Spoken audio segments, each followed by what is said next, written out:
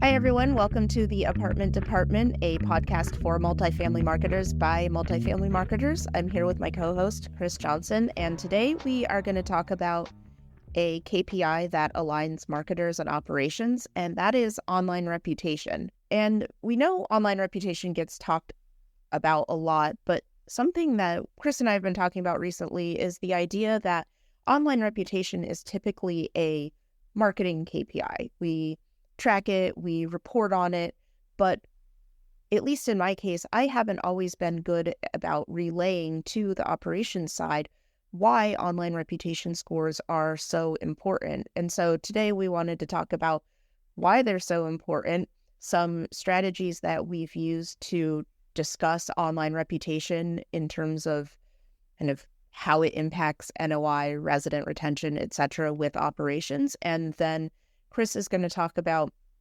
a contest that he did at his organization in order to boost online reviews. So marketing and operations working together to boost online reputation. So Chris, talk to me about online reputation. Why is it so important from a marketing and operations standpoint? Well, it's funny, Anne, because we've been talking about this for as long as I can remember. Years. I've been doing this a long time. 15 years we've been talking about online reviews. And let's start there. Why do people care about online reviews? Because they trust their peers way more than they trust marketing, right? I mean, we're supposed to be fluff. We're supposed to pump up the community. But people go online, they see the Google star review right away. Most people are using Google, right? Still. And it makes a difference in their search. It makes a difference when they're comparing you to the comps. And online reviews are going to make a difference whether you get that tour or not. A lot of the times it'll determine whether you can rent there or not. And we hear it all the time. I mean, at some of our communities, we hear, oh, we read the reviews and it's so much different when we got here. Well, yeah, because the reviews aren't always depictive of what exactly is going on there, but people do read them and they look at them, and that's why they're so important. I think that's interesting, and I have some stats that I've heard before. I've heard reviews stop like 79% of renters from visiting a property. That's huge. I've heard also that review volume will increase your conversion rates on ILSs. So the more reviews you have, as well as the score of the reviews, will typically boost up the conversion rate from kind of listing view to leads that you get from ILSs. And then that also properties with a rating of 4 or more typically have a 12% higher renewal rate. I heard that stat at AIM last year, by the way.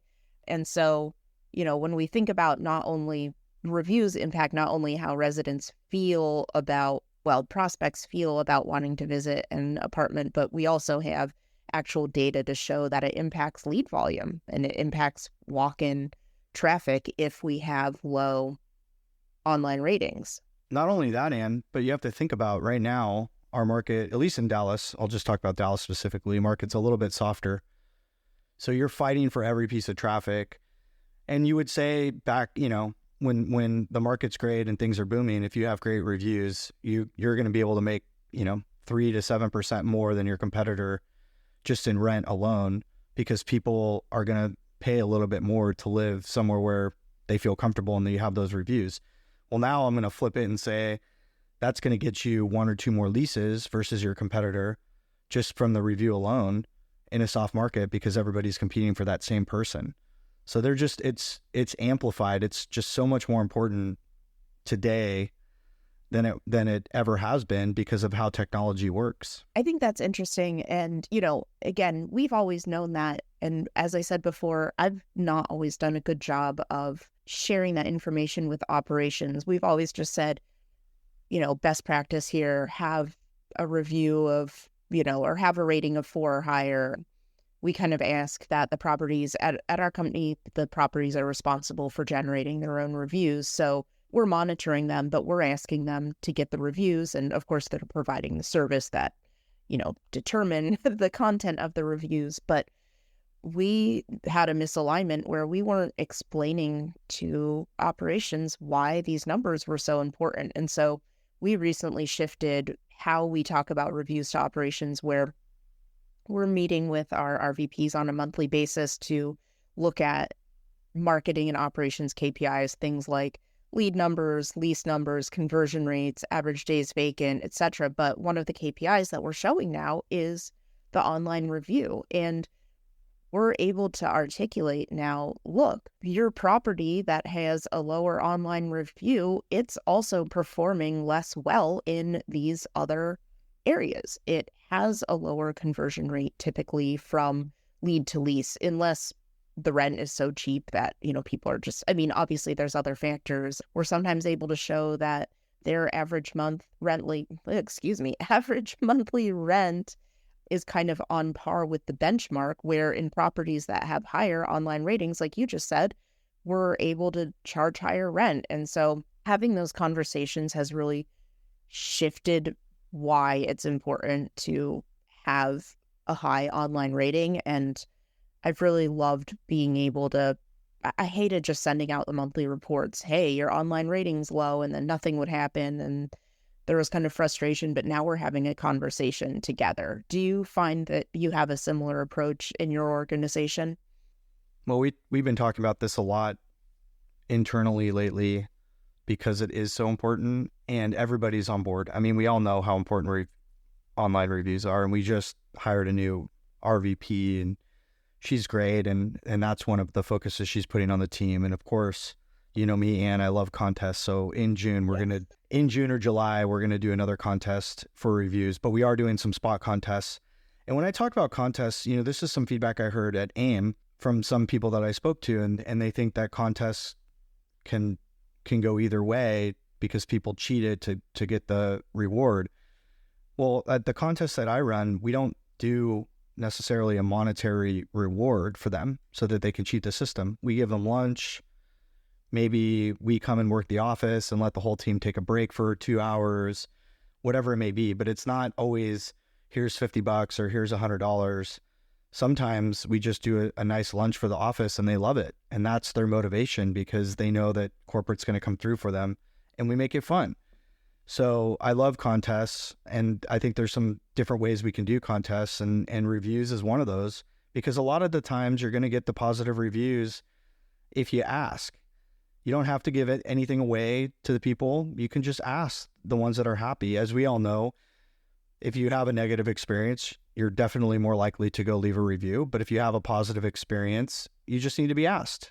And a lot of the times, if you do that, you'll have success.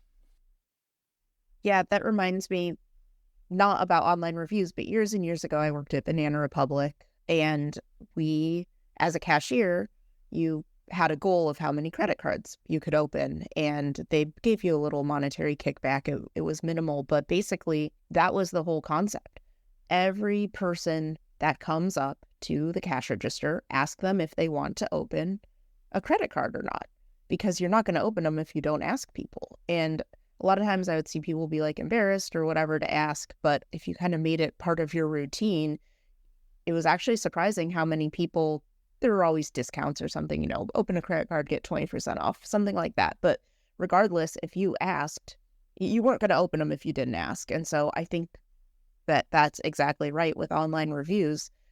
If you're asking people to give you a review, they're more likely to leave a review. But if you're not asking anyone, then you can't expect, maybe you'll get the negative reviews, but you can't expect to get the positive reviews. And so if we can, make it easier for maintenance teams, office teams to ask for reviews and make it, part of their nature, then they are going to make more reviews, get more reviews. Tell me about the success of the last contest you ran. I just did one last week. I asked the team to get 10 5-star reviews.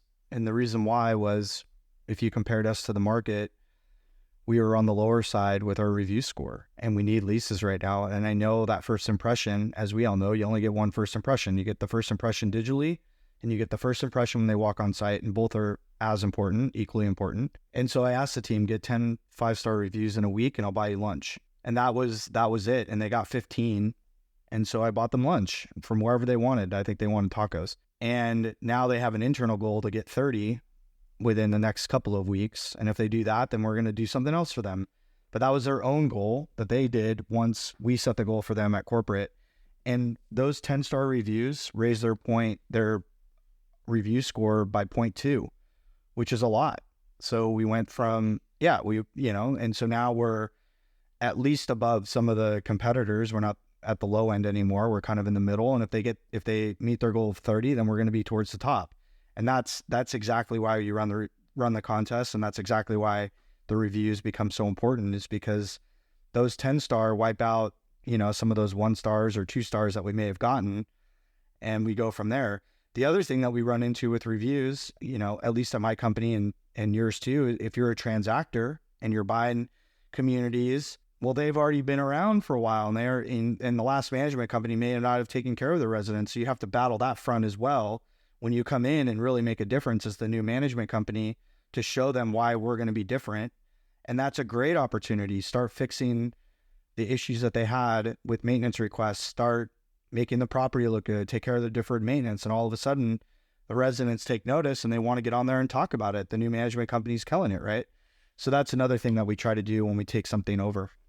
I think that's a really good point, is how do you give people a different resident experience? Something that I thought about that you and I have never talked about before, but we use a service through Zumper. It's a review removal service. Have you ever heard about that or used it before? Yeah, you've talked about it. I haven't used it, but you really like it, right? Yeah, it's unbelievable. So basically, and now this is not, so caveat, this using this service is not a replacement for having a culture of good service, asking for reviews, monitoring, responding, etc. Like, I'm not saying that, but this service, basically what they do is they'll go through old reviews and they'll contact Google if any of the reviews that have been left violate Google's terms and conditions.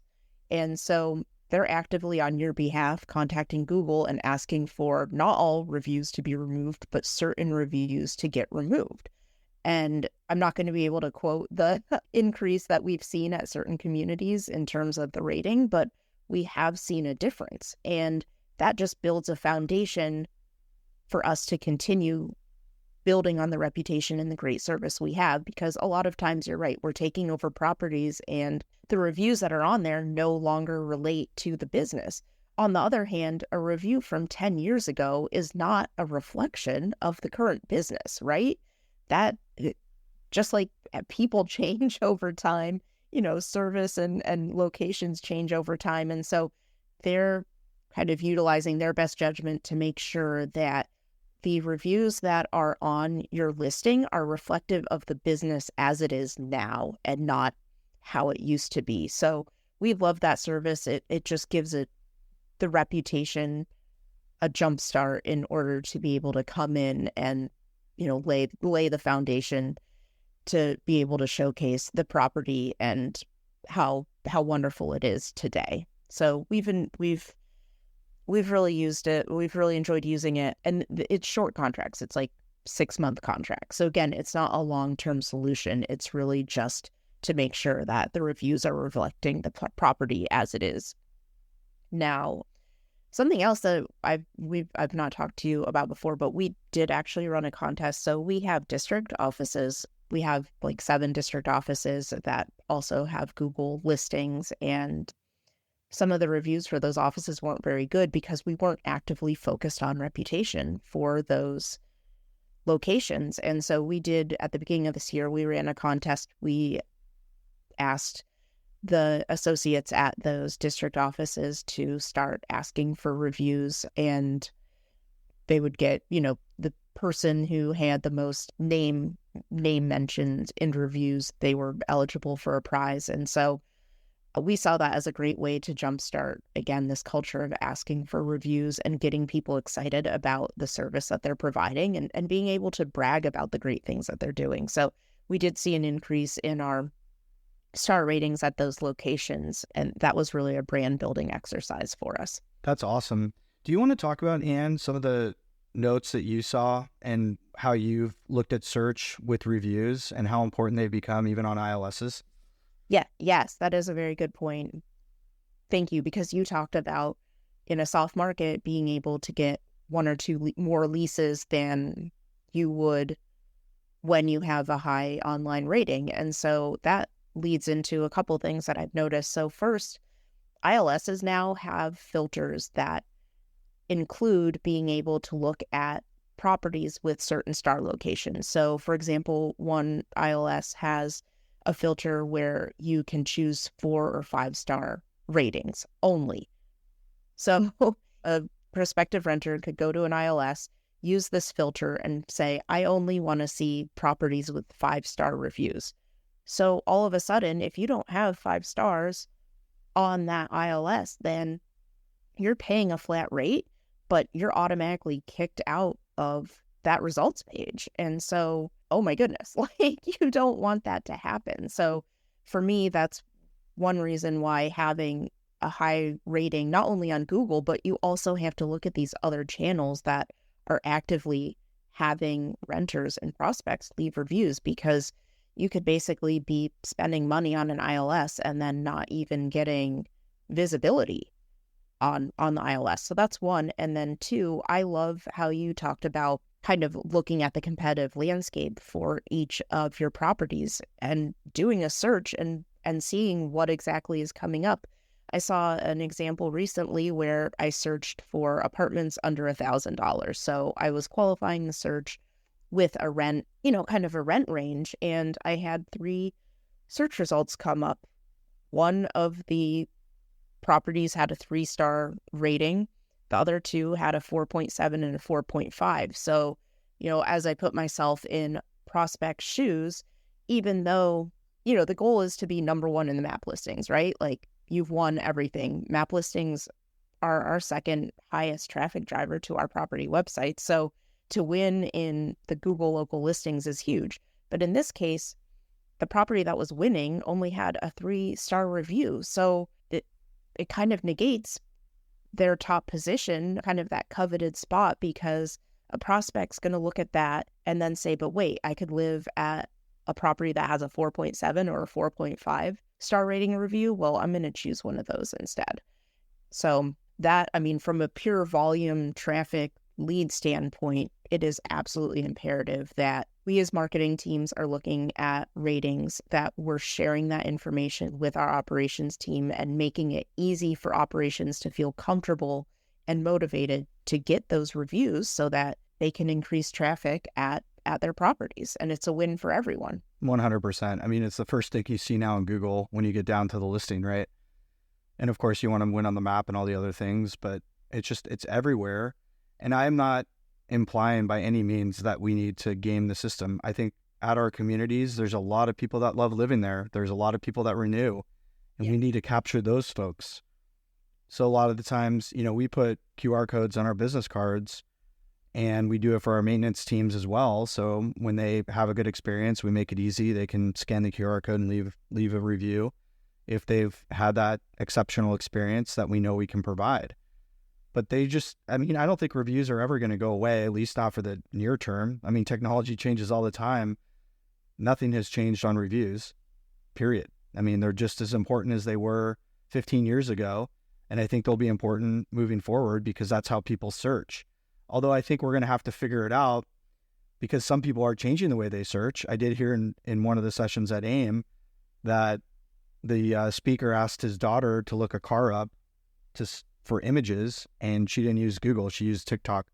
So I think we need to figure out how that's going to play a role if they change platforms. If a lot of people switch platforms, we'll have to figure it out. But for those still using the main platforms, which I think is the majority right now, we have to keep these reviews going, and we have to make sure our scores are in line and better than our competitors. I agree with you. And leading into that, how is the new search experience, the generative search, how our review is going to play a role in that? Because we can only control the information that exists online about our properties, but we can't control how all of that is taken by AI and put into a summary. And so we just have to make sure that we have the best content available. It's interesting. I think the point about TikTok is interesting too, because I think that then becomes a very, we talked about TikTok in another episode, and I think that then becomes very much about knowing your audience at each of your properties to understand if the demographic that is using TikTok matches the target demographic of your community, because then you can know, well, do I also have to be paying attention to how my community is represented on TikTok? Or we talked about Reddit, or kind of any channel that our key demographic might use to look for apartments. So I think that's interesting. But I think it requires us to become, as marketers, we don't do this very well. But to become more in tune with the individual audiences that exist for each property. Totally agree. And this is a good discussion. I think reviews are going to play a role, and I think both of us are on top of it. And we love them, and we know how important they are to our overall marketing program. So thanks for jumping on to talk about it today. Yeah, thank you. It's fun taking an old topic and putting a new spin on it and keeping it at the forefront and making sure that as marketers we understand how important they are. So thank you for joining me today. Shout out to our producer, Carlos, for making us sound good. And until next time, this has been the Apartment Department.